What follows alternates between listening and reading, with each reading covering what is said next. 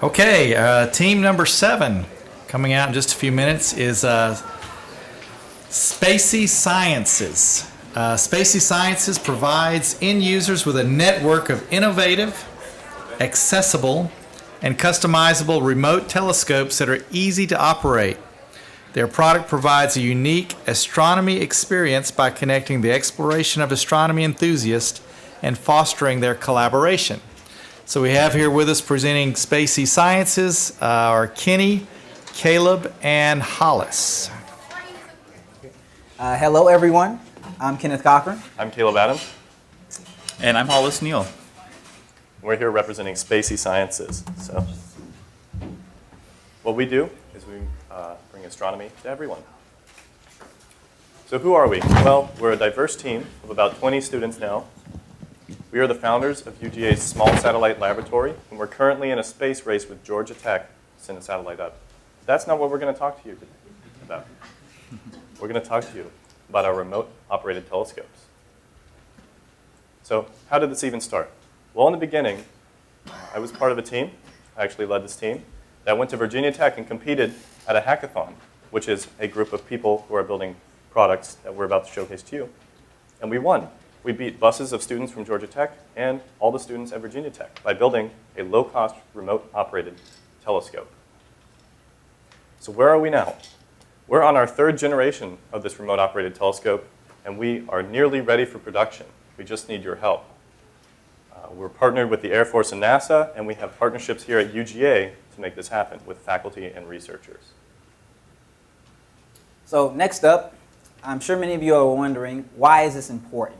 Why develop telescopes? Why move into this area? And I want to talk to you about the value of discovery and the value of exploration. So researchers, enthusiasts, and educators, those are our 3 target markets here for the telescope community here. They are willing to pay for discovery and exploration. Why? In short, new information equals new understanding, which equals new innovation. So there's 3 levels of knowledge. There's things that we know, things that we don't know, and things that we don't even know that we don't know. Right? So there's a lot of area here for growth, expansion, and innovation. So science, citizen science, research, and customers. So citizen science is basically the community of scientists, the community of researchers, and this also includes some of our customers. So this community seeks to give tools for discovery. Anyone can become a scientist.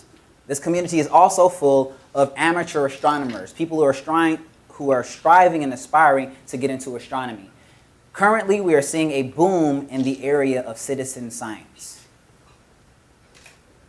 So right now, there are over 1 million users in the Zooniverse, and Caleb is good at explaining that, so I will let him. So Zooniverse right now is a database that astronomers will post hundreds of thousands of images to individually for their research groups that they don't have the time to look through. And believe it or not, people enjoy sifting through these and labeling what they are and saying, look, I discovered this thing. But these people right now, they don't have the means to find those hundreds of thousands of images themselves. So we're going to try to bring that to them. Right, and to give you a little perspective on this, if you were into this community, you would understand this would be the equivalent to a social media, Instagram, Twitter. This would be equivalent to a social media or a YouTube channel where you subscribe to your favorite channels, your favorite interests, and you're able to get a lot of information on this. But it's like, okay, let's make sense of that in the Zooniverse, which is really where we're seeing some of this disconnect occur in the community. So right now, it's growing at a rate of 5,000. The science community, citizen science community, is growing at a rate of 5,000 users per year. 500,000. Well, 500,000, excuse me. You're right. It's bigger than I thought. About 500,000 users in a year. But what they seek to do is provide the right tools and the right equipment so that people can take advantage of the discoveries and explorations that everyone else is making. Right now, that's not being done very well. That's like loading an Instagram site and there being blank pictures on there, or you not being able to see who that is. Like, who is that?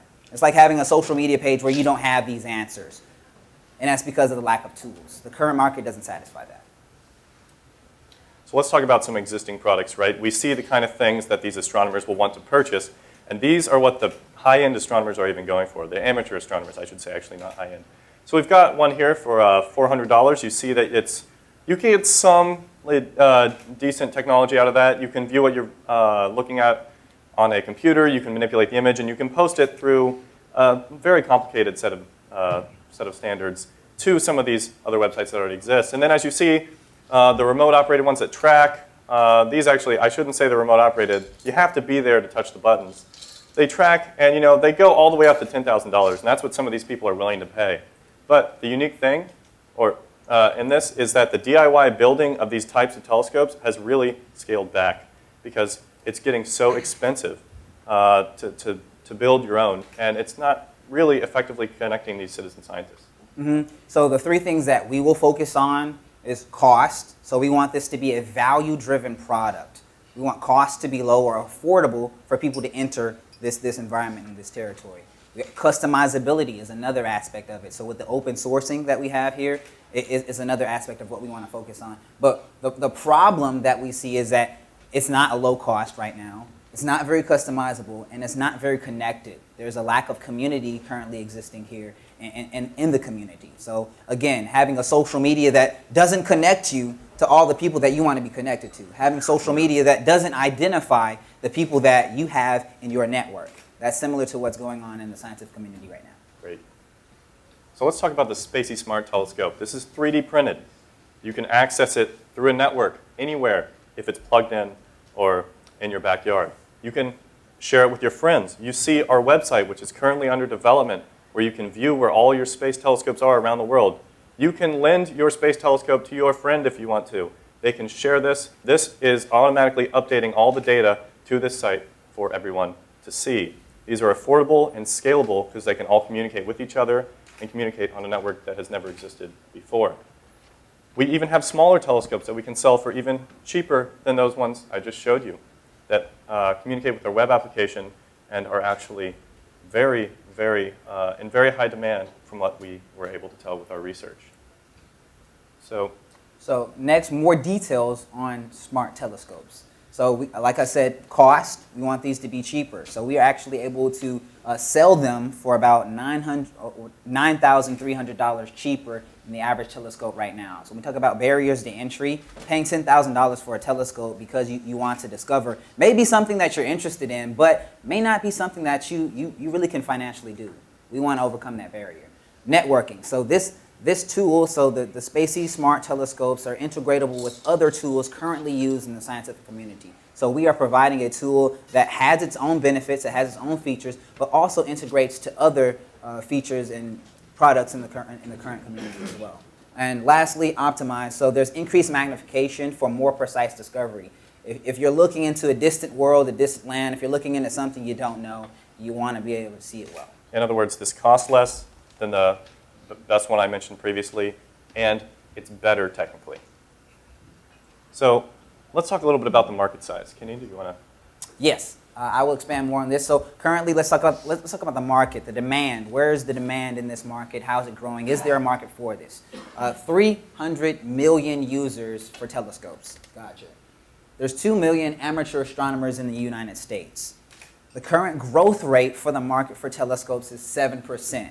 Our traction is roughly 2,000 people for our social media sites every month. Per month. Right, per month, good.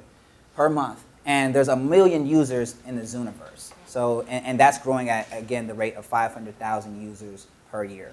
Correct. And so these are some of the costs about how we're going to produce these telescopes. We can build the smart telescope, the small one I showed you earlier, for $125. We can build the larger one, which is about this height. And I invite you to come to our research lab to look at it later, for about $260. And so if we sell them to one person, we have upped the price, obviously. And because this is a networked group, clubs might want to buy these, and even larger organizations, so you could split the cost between multiple users and use the same telescope. So brief overview on the business model here, the three target audiences that we have. So citizen scientists, researchers, and corporations. These will be our three main target markets. The channels will be the revenue from here. They will all be able to connect to the telescope, viewing discovery, but the corporations are also able to view data as well. Next slide. So the revenue structures here, so the revenue streams from those 3 channels, which are our 3 markets as well, would be telescope purchase, access subscription, rental, and the subscription would be really the access to the information that our network is providing. And if you see the chart here, this line here, this assumes this is a very pessimistic graph. So this assumes that we have no growth in the number of people purchasing or subscribing to the, purchasing telescopes. But the line here shows where we would have growth in revenue from subscriptions. And that basically is $130,000 if we assume no growth. No growth at all. We already have 800 people signed up to alpha test this. This assumes that 1/4 of those people actually do. So how are we going to go about marketing this? All right. We'll just go ahead and talk about our, we have 200,000 users on all our social media accounts ready to get involved with this product. We've spoken at TEDx UGA about this. We've been on NPR about this. We've been in the red and black, and we've been on UGA's front page. People are very interested in this product.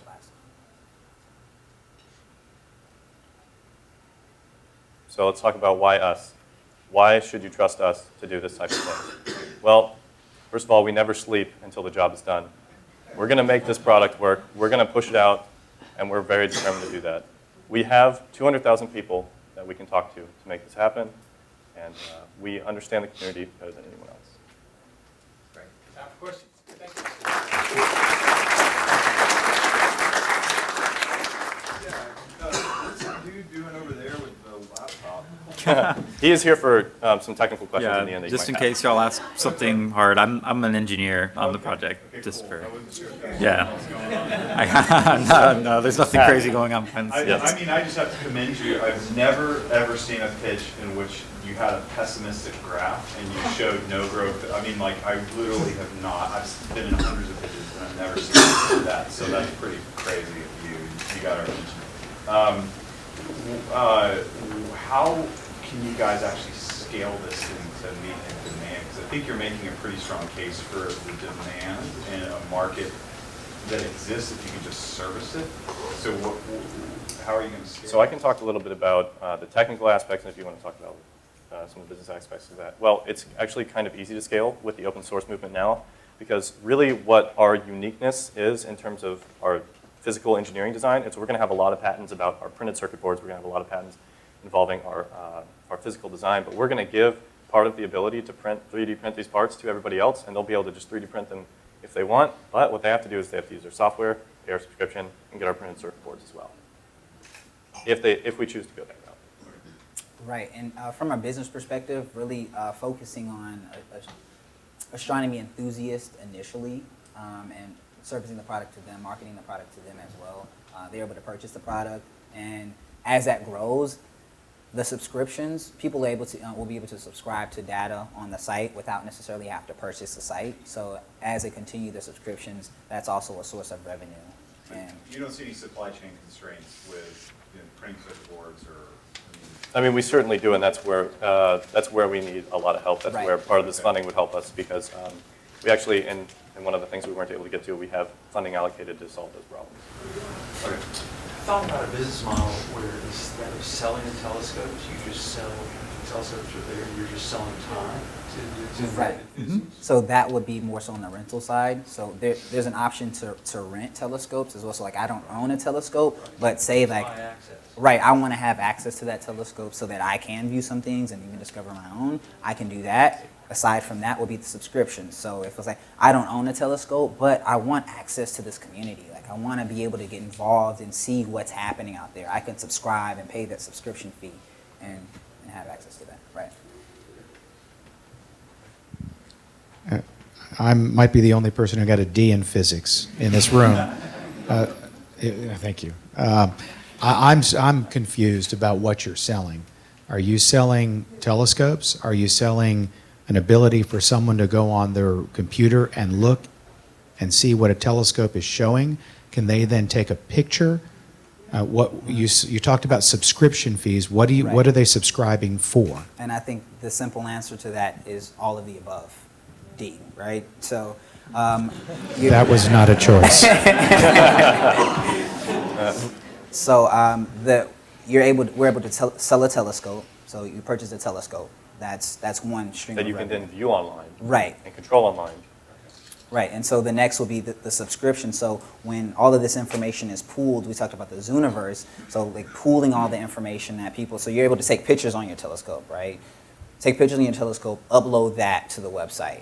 And then based on everything that's populated in there, you're then entitled to access to that. So it's okay, well, what's going on? What are people seeing that I'm not seeing? So let's Basically, say, you can pay for other images in the database that are not your own. right, let's say there's someone in Europe, for example, and you're in Atlanta or you're in Athens. It's like, what are they doing over there in Europe? You know, you're able to see those images as well. So you're charging a monthly subscription fee to that website? Correct. Okay, any thoughts on pricing for that? It's $10 a month. We pricing volatility tested that. Like, you just like chose $10. We chose $10 because it fits with other similar models. And so we You haven't volatility tested it. We have not We volatility. haven't done You that are testing. Describe your ideal customer. I The think that'd be, perfect customer. Caleb would be good for that. Yeah. All right.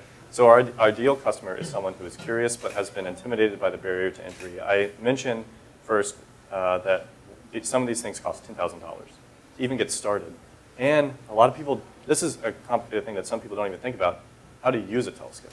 Ours are button clicks. It fits in really well with this generation with the way you're moving, and you can just tell it to look somewhere, and it does. So these amateur astronomers that are really willing to get involved in this, and again, we can demonstrate this for you if you would like to come down to our lab sometime. I invite you guys. So how much money have you all raised so far?